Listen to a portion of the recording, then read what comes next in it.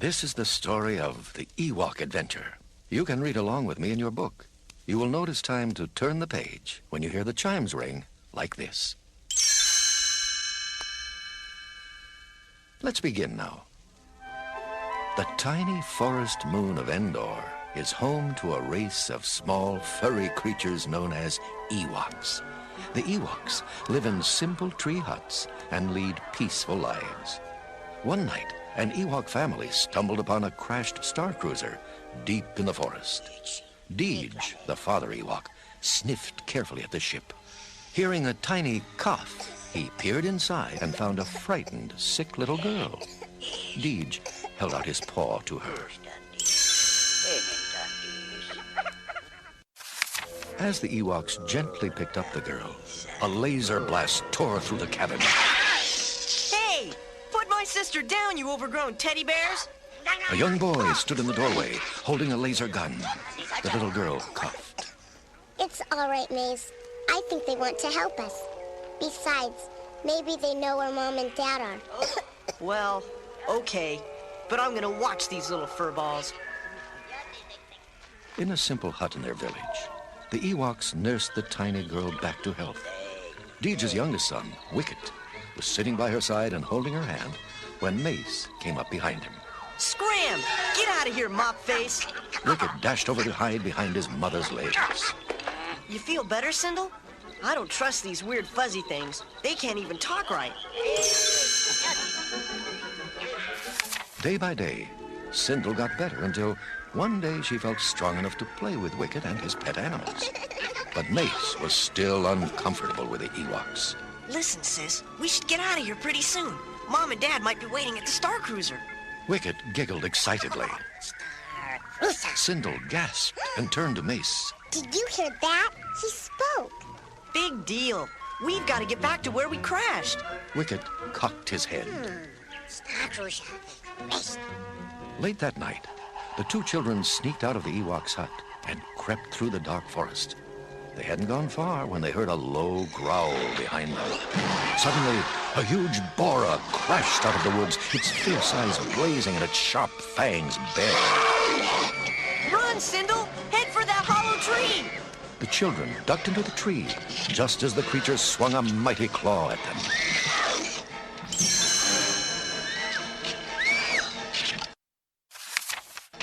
All night long, the boar tore at the tree, but it couldn't reach the children. Then at dawn, there was a big commotion. Sindel peeked outside to see the Ewoks battling the beast. They drove it back with spears as it snapped at them fiercely. Finally, the brave Ewoks won the fight. Mace saw a charm hanging from the boar's neck. Look! It's Mom and Dad's life monitor, and the light's still on. They're alive! But where could they be? Wanting to help the children, Deej took them to Logray, the medicine man. The old gray Ewok peered into a strange candlelit spinner. Sindel stared in wonder as an image started to take shape in the twirling windows. Maze, it's Mommy and Daddy. They're trapped in a cage somewhere, and there's a giant monster there. Mace turned frantically to Logray. Where are they? Can you tell? In answer, the image slowly changed to a set of dark cliffs. Logray pointed to a map to show Deej where the cliffs were. Sindel watched as Deej looked to his sons and then nodded. Oh, Maze, they're going to help us find Mommy and Daddy. The next day, Wicket's mother looked on sadly as her husband and sons prepared for their long journey. As they loaded up their horses, Logray paid them an unexpected visit. The medicine man solemnly handed a special item to each member of the party. To Deej's older sons, Logray gave warrior earwings. To Wicket, he gave a magic walking stick. And to Sindel, he gave an eternal candle. Then Logray handed Deej a tooth and a staff crown. Mace picked up the last item. A rock? That's what I get? I don't need any stupid rock. Mace tossed it over his shoulder.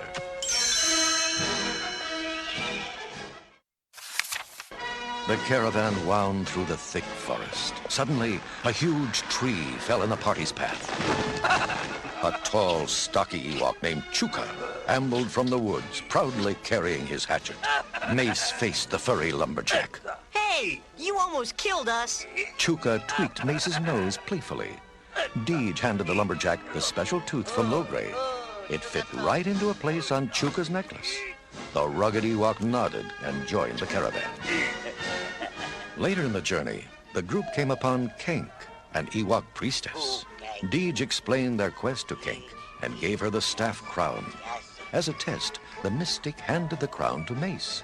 Magically, it became an ugly lizard. Mace leaped back. Hey, get rid of that thing! But when Sindel picked it up, it turned into a delicate white mouse. Taking the staff crown back, Kenk smiled and put it on her staff. A perfect fit. Now there were 8 adventurers. Mace felt dejected. Nobody takes me seriously. I wish Mom and Dad were here. The young boy bent down to gaze at his reflection in a pond. Slowly, he extended his finger and touched the water's surface. Suddenly, the pond pulled Mace right in. The boy was trapped beneath the pond. Mace pounded on the surface with all his might, but he couldn't escape. Chuka tossed vines and branches into the enchanted pond, but the water just dissolved them.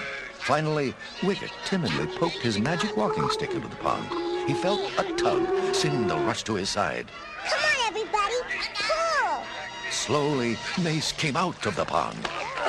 The boy smiled shyly at Wicket. You saved my life. Thanks. Wicket patted Mace's head. Christ.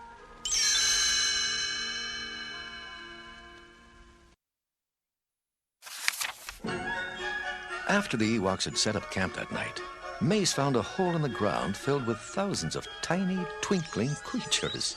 They were Wisties. With a burst of laughter, they all sprayed up in a dazzling shower of brilliance, lighting up the whole camp.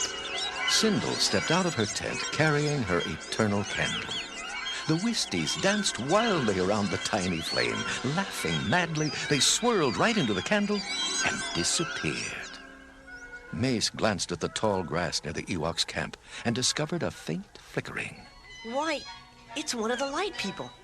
Hey, little one, you must have gotten lost. The Wistie danced about Mace's head, laughing and giving off a soft light. You should have a name. How about Isrina? Here, you can ride in my shirt pocket.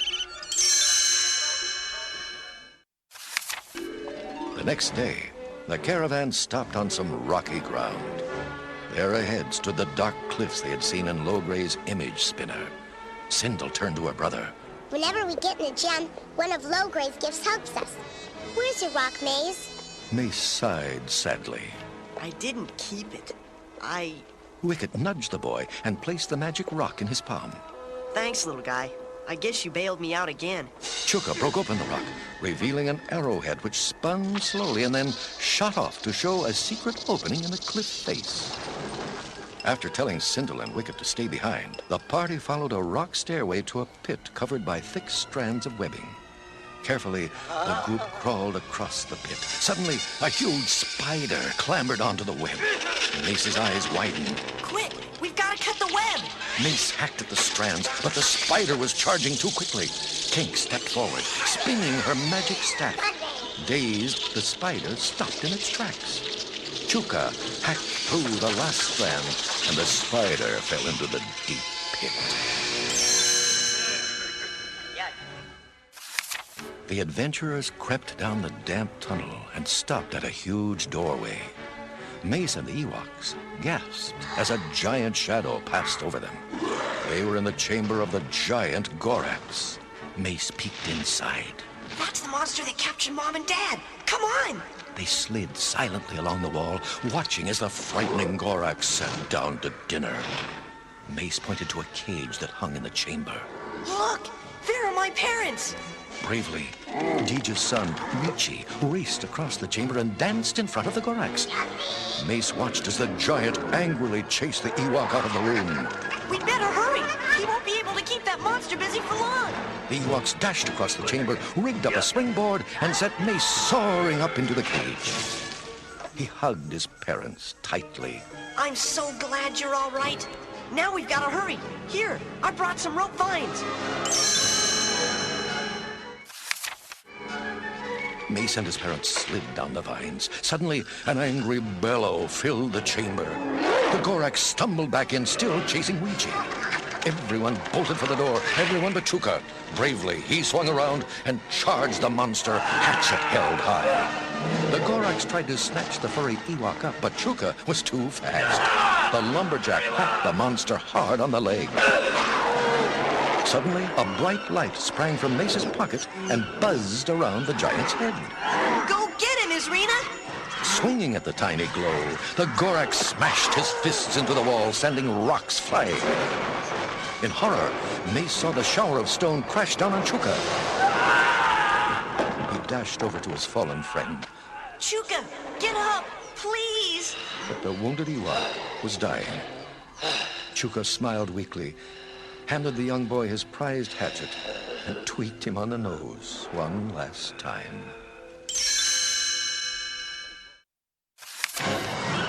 The Gorax was about to grab Mace when Izrina made a dazzling dive at the monster.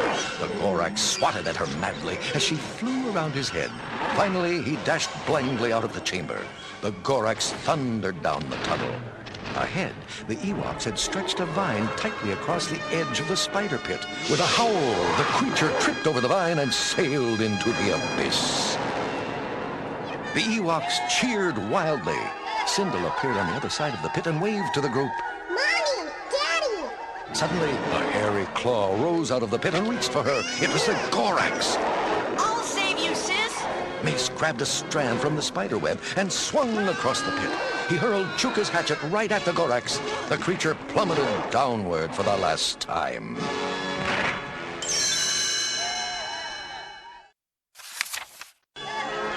A joyous celebration was in full swing in the tiny Ewok village.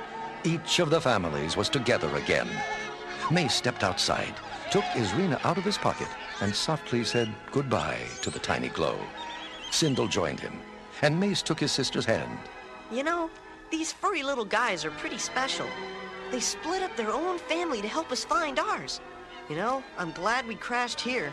Wicket slipped his paw into Mace's hand. Rusa.